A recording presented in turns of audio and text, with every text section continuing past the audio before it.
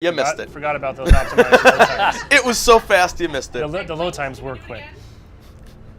We will. We will. Oh, we will. When he fails, and we have to replay. Yeah, and anybody who actually knows me in the community knows how absolutely amazing I am at playing Halo.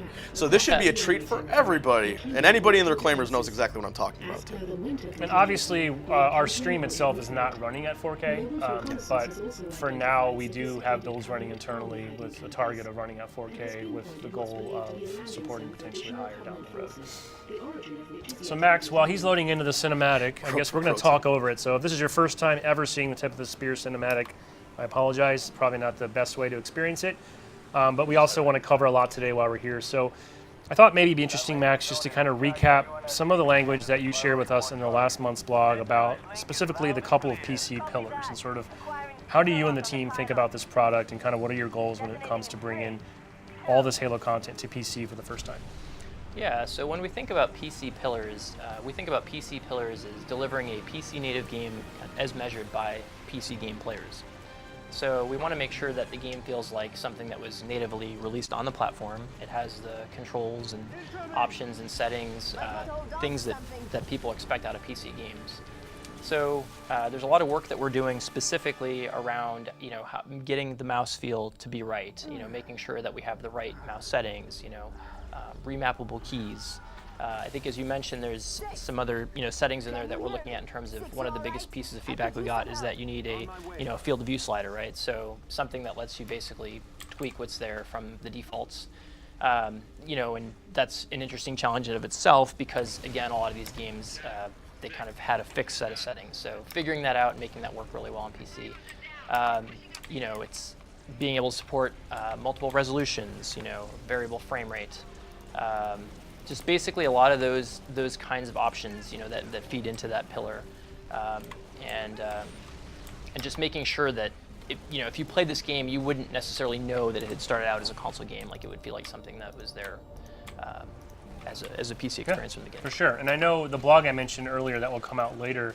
Postum sat down with Scoops and Andrew and did a pretty interesting technical discussion around the challenges, specifically with things like FOV slider, where these games were built with a certain FOV. Generally, back in the day, I think it was a trade-off between design goals and then performance, right? Because the more you're rendering, the more it'll strain the hardware. So that's not so much a problem in the world of PC, where you could scale up to these bleeding-edge machines. But it does mean a lot of the content wasn't authored to necessarily look great when you start to expand that field of view. So I think Tyler even has some screenshots of some of the examples that the team's having to work through right now, like what happens when you crank that all the way up and you'll start to see through your arm and your weapons start to skew. So interesting challenges there to work through, I think, from engineering and just on the content side. Like how do we solve for that? And I think you guys are willing to, if somebody wants to knowingly say, I'm okay with this looking weird, I want to go extreme, maybe that's fine, right? Yeah, I think we want to give people choices. And I think also this is another area where we're really looking forward to the flighting feedback in particular around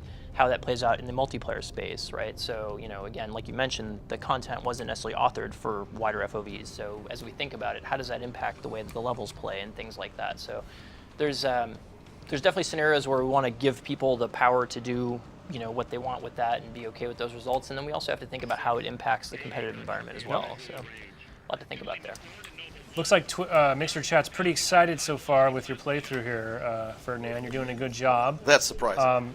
I'm glad people think it looks great. I agree. I mean, it's easy for me to say this, but I can't even. It does look good here, but I'm telling you, on a nice monitor that supports HDR, 4K, you would never know this game came out years ago. I think it aged tremendously well, and in fact. I really can't wait for some of my friends that worked on the original Reach to see what their new baby looks like with this fresh coat of paint. Just a testament, I think, to how great the source material was in the first place. Some great art direction here.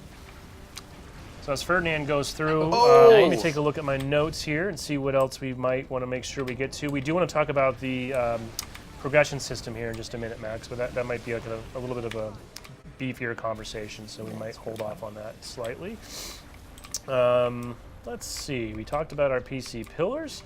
I have seen some questions in the chat already popping up about matchmaking settings, which is covered in the May Update blog, thanks to Dana, otherwise known as the Duck. Psycho Duck. Psycho Duck, DuckTales, as his sections now come to be known. But one question we get a lot, Max, is what settings will we look forward to using in matchmaking? And I think we're able to go ahead and put that to bed, right? Yeah, so I think that we've gotten a good amount of feedback in terms of where people feel the settings should be, and there's kind of the retail settings that came out at launch, and then there was the title update that came out much later in the life cycle, which reduced bloom and had a number of other changes for multiplayer. And we think both from what we've heard externally and internally, we feel the TU settings are the ones to use for matchmaking. And interestingly, I think the thing about all of these settings is that the bigger question is where else would we like to think about them. And I certainly think the competitive space is the one where we want to think about it. And I think there's other questions of does it make sense in the other modes and customs and things like that. So I think we're going to continue to look into feedback from folks about where else they'd like to see it.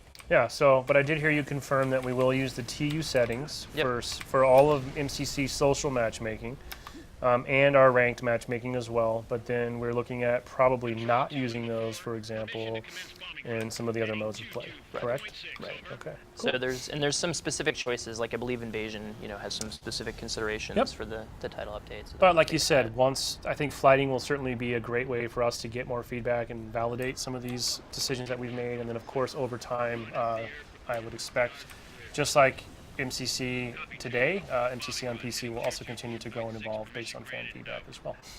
So let's check in on Ferdinand. How goes it, Ferdinand? This is fun. Yeah? I'm enjoying myself. Just having a nice leisurely drive through the Yeah, canyon? why not? I'm so used to trying to speed through this mission through testing that actually being able to sightsee a little bit is a nice, refreshing way to play this. Just to address questions that I've seen in the chat a lot, this build for E3 does not have an FOV slider enabled and working. Right. So we do have that in the internal build, but that's not in scope for what we've cut out to bring to E3. So a lot of people keep saying, change the FOV, change the FOV. I think a few eagle-eyed people noticed that even some of our game screenshots that we showed last month in the blog did have FOVs of varying distances that were being used downstairs in our playtest lab. I see a lot of questions popping up about customization, Max, so maybe that would be a good chance for us to take a step back and talk a little bit about that. And this is something that I only recently, with all the information you provided to Tyler for this May Update blog, do I finally kind of wrap my head around what it means to bring a new progression system to MCC starting with Halo Reach. So I don't know how you want to unpack all that, but imagine that we know almost nothing. Yeah. Again, to reiterate, in the blog comes out later today, we'll have some screenshots. Max provided a video that's a concept of kind of how some of these elements might look and work in the game. Of course, all could change over time. This is still work in progress. So more information later, but we have Max here right now in person. So what would you like to say? What would you like us to kind of wrap our heads around and what we should expect for this new system that's coming to MCC?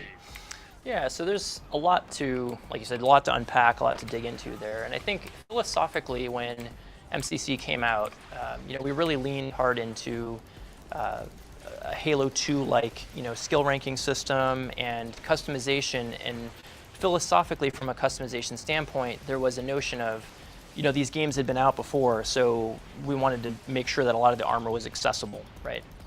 And we also had a lot of data that supported at the time for the different titles with the way the armor pieces matched, that they worked, but people preferred them in complete sets.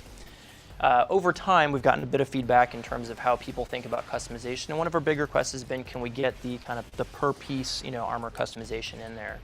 And that was always an important goal for us as we thought about bringing Reach in, basically.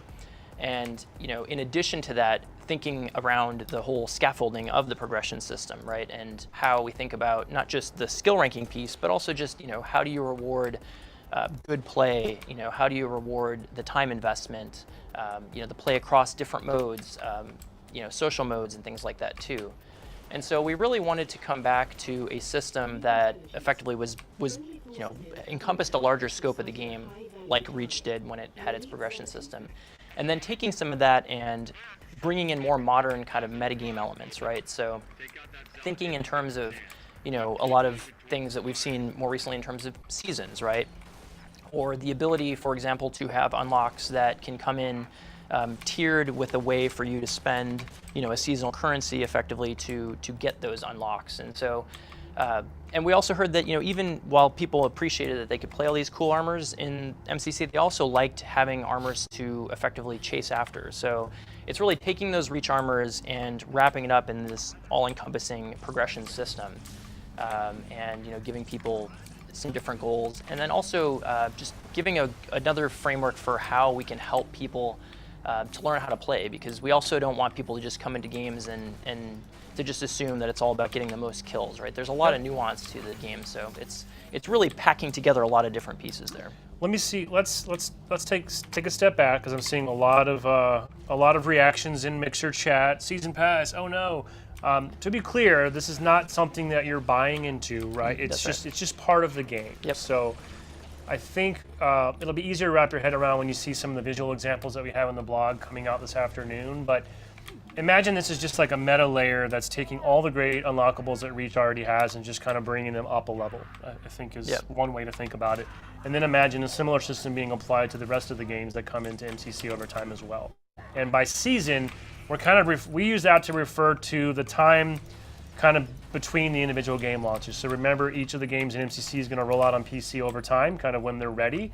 So when Reach launches, that's effectively Season 1, and I don't believe Season 2 would then start once Halo CE comes out, more or less, right? Yeah, I think the exact timing and content of the season is something we'll figure out. So Reach is definitely Season 1, but the general idea is that the content for a season is. Sorry, I just saw. I just saw a lot of F's. That was in a the good chat. one. Wow. Ferdinand, you finally took one. Sorry, man. Well, I am playing on Legendary, so. Oh, really? As everybody can tell. I thought you were on easy. What? I really wish one of your man. How sick would it be if one of your AI partners was actually me? That would be so cool. That was actually a small flashback when I was playing with my son when he was younger. He got into Reach for a bit. And he actually had Sketch show up as one of his teammates. It was pretty. His mind was blown.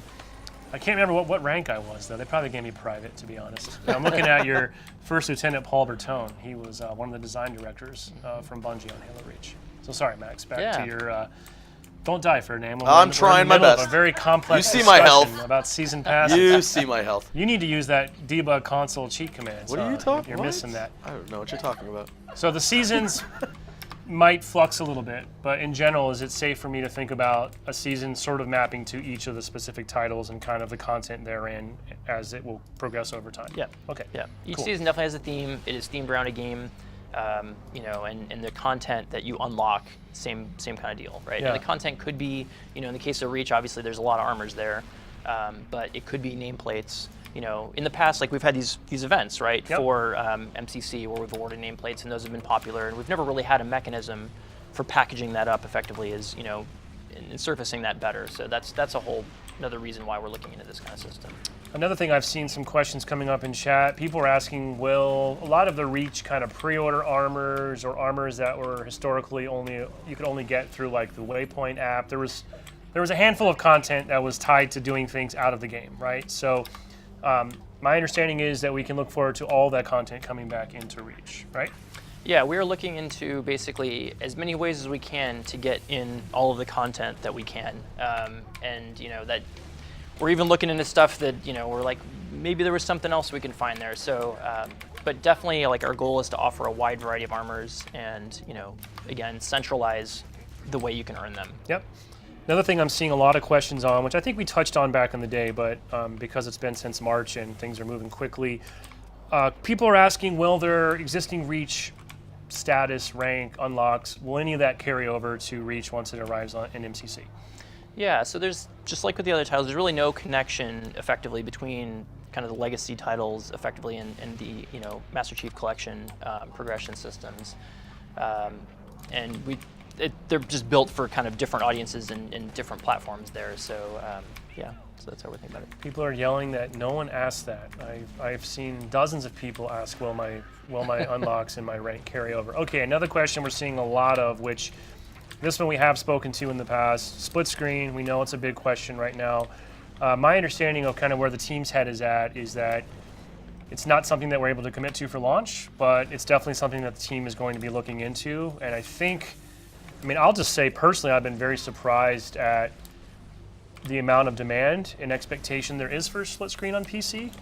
I'll just admit I'm kind of naive, I guess, in the PC space. I play PC games, but I've never played a split screen game on PC. But I think as more and more PC gamers play on their living rooms and on their TVs, split screen, we know it's something that PC gamers now also want, and it's a part of the franchise and the legacy of these titles.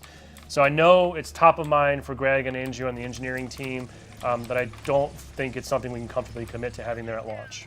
Yeah, and I think that some of the things people don't necessarily appreciate on the PC world for the complexities of split screen is also just respect to, like, for example, how do multiple users sign in on a PC? Yeah. You know, and how do you handle that? How do you handle progression with those multiple users, right? Like, even think about Steam, for example. Like, you know, do you have multiple users logged into Steam? So there's a lot of interesting things that once you dig and peel the layers back a little bit, you realize there's a lot to think through. Yeah, it's complicated, right? Now, split screen on console, I assume, is a thing, right? Since the original game had it. So we are talking a lot about Reach on PC, but as a reminder, Halo Reach is also coming to MCC on Xbox One, and if you have an Xbox One X, it also still supports HDR, and it'll look amazing in 4K 60. So we were talking about that before the stream today. At some point, a little closer when we're ready to launch, we'll do a much more robust deep dive specifically into the Xbox version. There's a lot of goodness there. I think in some ways that build's probably a little further along just because it doesn't have, for example, you don't have to redo the entire UI and switch everything to keyboard, for example. So we'll do more talking about the console version in the road ahead, but don't forget that Reach will be coming to Xbox One as well. Ferdinand. Yes, sir. How goes it? It's going good. I guess it's a good haven't thing died the again. 10-minute timer isn't turned on, huh? No. You would be nowhere near finishing this mission in 10 minutes. I'm deliberately taking my time. I'm seeing a lot of questions about mod support as well. We have talked about that briefly to date when we've discussed this project. I think, again, mod support has always been something that the team knows is important for PC gaming, and I think for the looking way down the road, I think we've all had this vision that ultimately imagine a world where kind of the community eventually just takes ownership of this entire experience and it just becomes something totally different, right? Like, I think that'd be the dream. Yeah, I think so.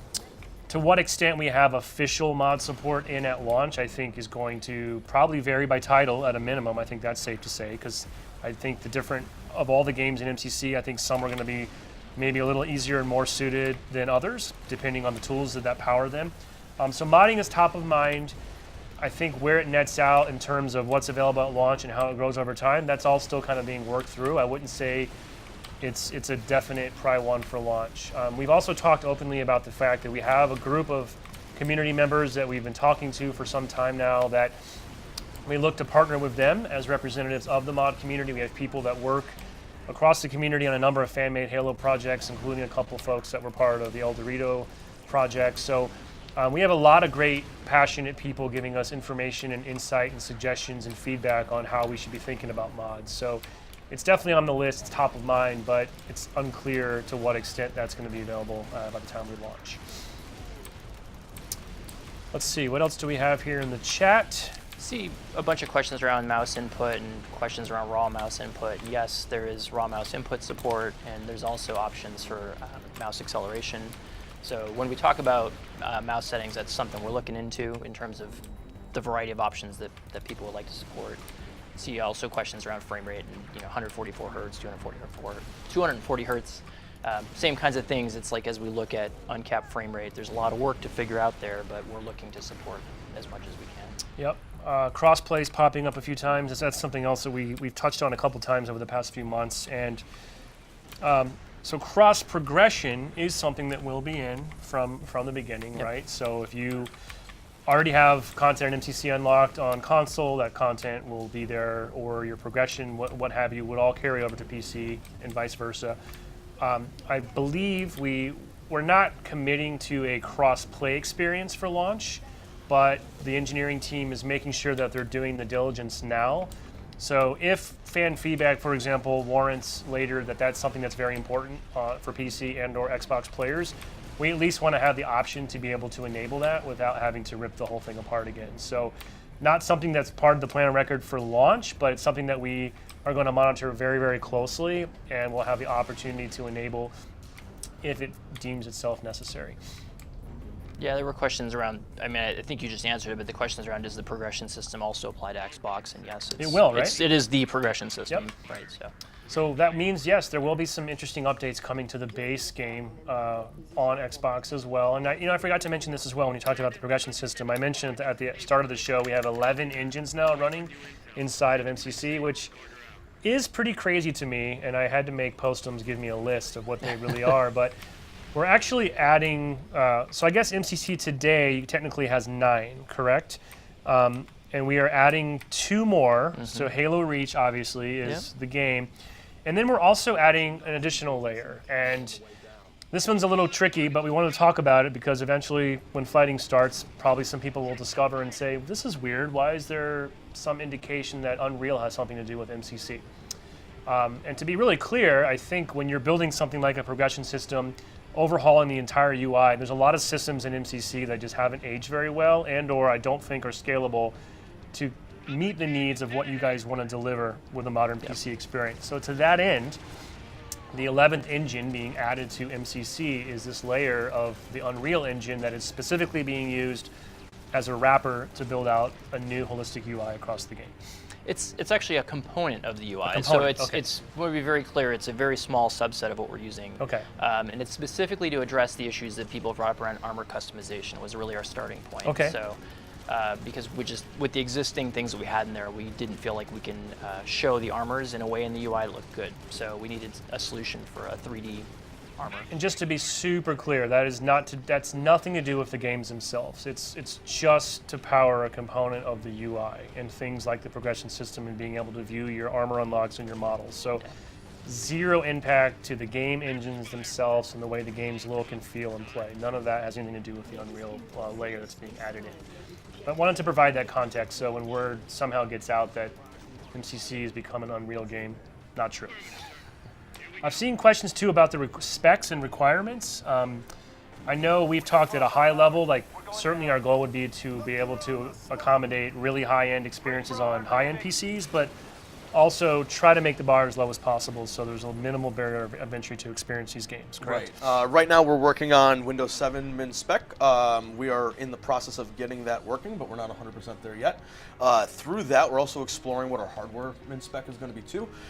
We have some external teams that actually assist us with doing that, some test teams that their entire goal is to run our game on every piece of hardware that's available on the market right now and give us feedback on how it's performing for certain setups. Okay. So we're currently in the process of running those right now and we're ingesting the feedback and that'll help us build our min spec going forward. And I think it's also safe to say that flighting will also be a valuable resource for us, right? Because Yes. when people opt into the Halo Insider program, one of the requirements if you want to flight on PC is to upload your DX to AG info, right? So I imagine the team will try to look across a lot of those different factors, one of them being let's make sure we have a wide range of hardware profiles, Yep. right? Different graphics cards, different CPUs, all of that, and then that data will also help inform are we hitting the right experiential bars for the right sort of distribution of hardware? Our hope is that at least some of the flighting that's going to be done is going to be specifically based on the hardware and not just the area of focus, like people that only play Reach. I think more than that, we want to see how it's going to perform in the real world hardware. Yeah. It's easy to test things in a controlled environment, but when people start getting their hands on this stuff and playing it on their machines, that's when you start seeing all the fun stuff happening. So a lot of questions I see in the chat now about anti-cheat, and I think I do know we have talked some about, I believe that's actually one of our key features for the next month's blog, so I don't think we can get into a ton of detail, but suffice it to say, super important, top of mind. For sure. An anti-cheat solution and overall security are things that are kind of new on PC versus the console closed ecosystem. So our engineering teams are, this is top of mind for them and something that they're going to be paying close attention to. And we hope to be able to kind of give more information about the implementation and what that means a little bit closer to launch down the road. What else are we looking at here? Release date, that's easy. It's just ready when it's ready, right? So the first step is getting flighting up and running, getting this into the hand of players, and then systematically scaling that up and making sure that we're hitting each of our goals and checkpoints along the way. Once all that happens and Eric and the test team have come to the same conclusion internally, then I think we're pretty close to pushing this thing out in the retail world, and then we almost start over again and now work on Halo CE and we're back to square one, kind of, right? That isn't totally fair to say that, right? Because I have seen some fans speculating that if it's taking, quote, this long just for Reach, if you now extrapolate that out. But it is safe to say there's a lot of foundational core work that has been done as part of Reach being the first title that does carry forward to the subsequent releases, right? Yes. So we're not actually starting from scratch with each new title. No, and there's work that's going on for future stuff as well. It's not nearly as far along as the Reach stuff. I mean, you see it being played right here. It looks absolutely fantastic. But there's multiple people working in tandem to get different parts of the project up and running. Yeah, so it's, but just getting over the hump has been a pretty huge accomplishment, right? Yep. And like we talked about at the outset, learning what it means to provision builds and secure them and strip out content and be able to push them to a whitelist group of users on Steam, kind of a foreign concept to us in some regards, at least on PC, right? Until we started this work. We're still learning about the different requirements for code signing before we can get builds into Steam itself. I mean, really the last thing that we want is to get something out there and not have it be as secure as possible. So that's been an adventure of our own, and I think we learn a little bit every day as we move through this process. Yeah, for sure.